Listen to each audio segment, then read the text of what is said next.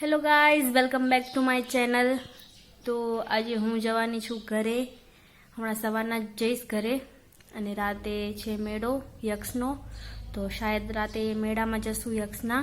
હજી નક્કી નથી જશું કે નહીં, કેમ કે સન્ડેના ભીડ હોય ઘણી, કેમ કે બધા દૂર દૂરના આવે ને એટલા માટે. હવે જોઈ શું થાય છે. અત્યારે હું જઈશ ઘરે હમણાં જ. જીજુ હાલશે મને મૂકવા અમારા ઘરે. આવજે તું એ મેરામ તેડી આલીશ મને કો તેડી આવજે ને પ્લીઝ. બાય.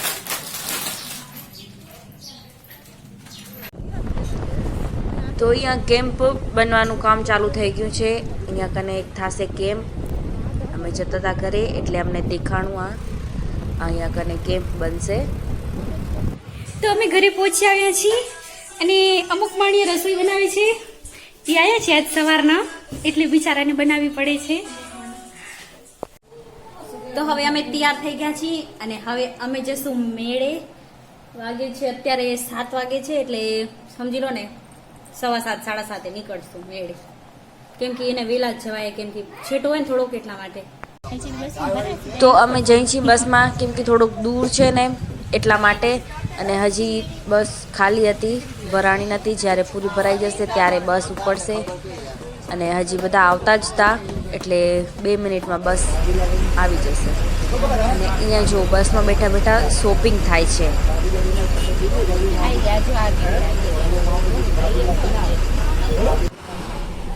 તો બસ હવે ફૂલ ભરાઈ ગઈ છે, એટલે હવે નીકળી ગયા.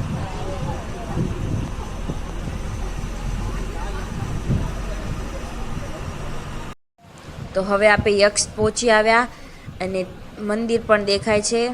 અને મસ્ત ડેકોરેટ કર્યો એ મંદિરને, લાઇટિંગ તે પૂરો. અને કેટલી તો ગાડીઓ છે અહીંયા કને પાર્કિંગમાં. તો અંદર કેટલા માણસો હશે. અને અહીંયા કને આવ્યા એ ભેગી જ ટ્રાફિક. તો હવે આપણે અંદર જઈને જોઈને કેટલા માણસો છે. તો હવે આપણે અહીંયા પહોંચી આવ્યા છીએ અને પહેલા આપણે જશું દર્શન કરવા માટે.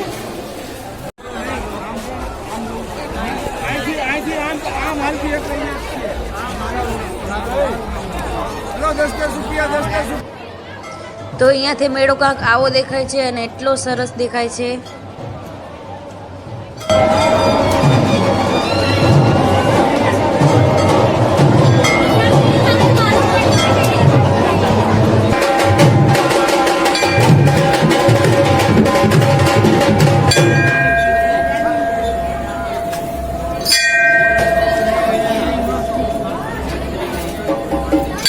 તો આ છે યક્ષ દાદા, અને એ યક્ષ બોંતેર તરીકે પણ ઓળખાય છે, કેમ કે એ 72 ભાઈ છે એટલા માટે.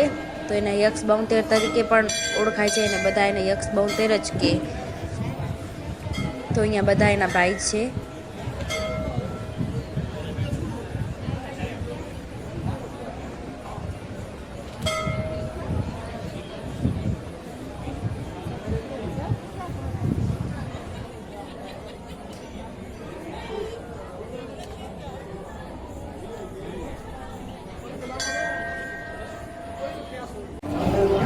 તો અત્યારે હવે આપણે દર્શન કરી લીધા છે અહીંયા કને, અને અહીંયા ઉપર તે મેળો એકદમ સરસ દેખાય છે.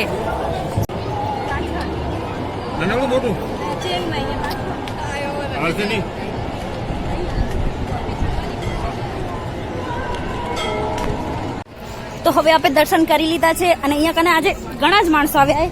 અને એક તો આના પગથિયા બહુ જ ઊંચા, એને તો આમ ચડવામાં બહુ દિક્કત આવે. આમ કરતા ધીણોદરના પગથિયા પણ સારા, એમાં થકાય નહીં. નાના આવે ને એટલે અહીંયા બહુ મોટા આવે ને તો ચડવામાં બહુ દિક્કત આવે. તો હવે જઈ છે નીચે, મેળો ફરશું આપે, જોઈ કેટલા માણસો હોય ત્યાં કને. અહીંયા મંદિરમાં તો ઘણા જ હતા, હવે નીચે જઈને જોઈ.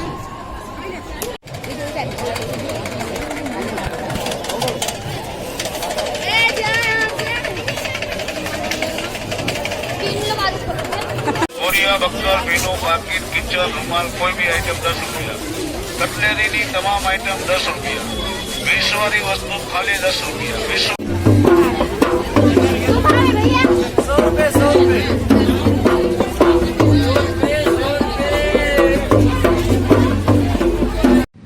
આપને અહીંયા મળ્યા દી ને જીજુ.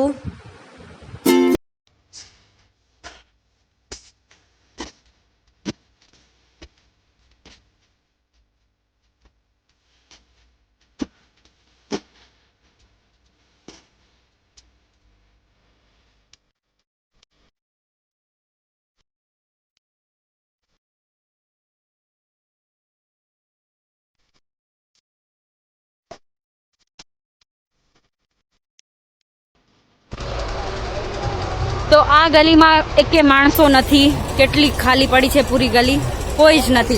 અને ઓલી સાઈડ જો કેવડા બધા જાય છે,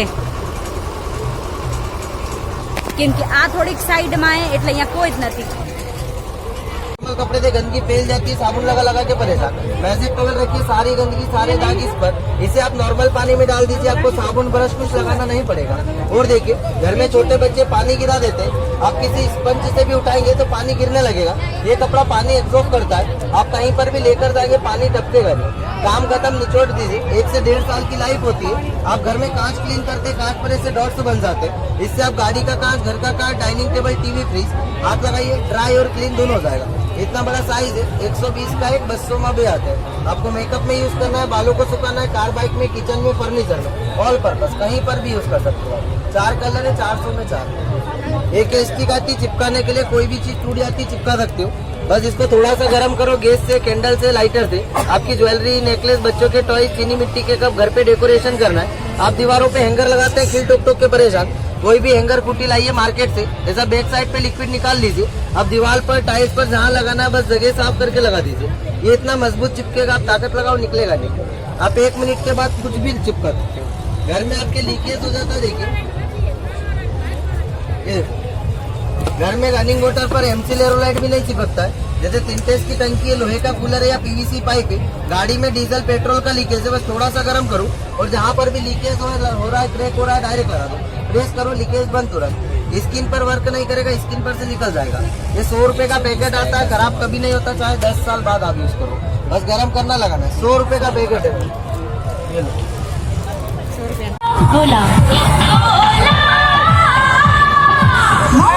भरपूर आझाद गोला, ड्राय फ्रूटची भरपूर आझाद.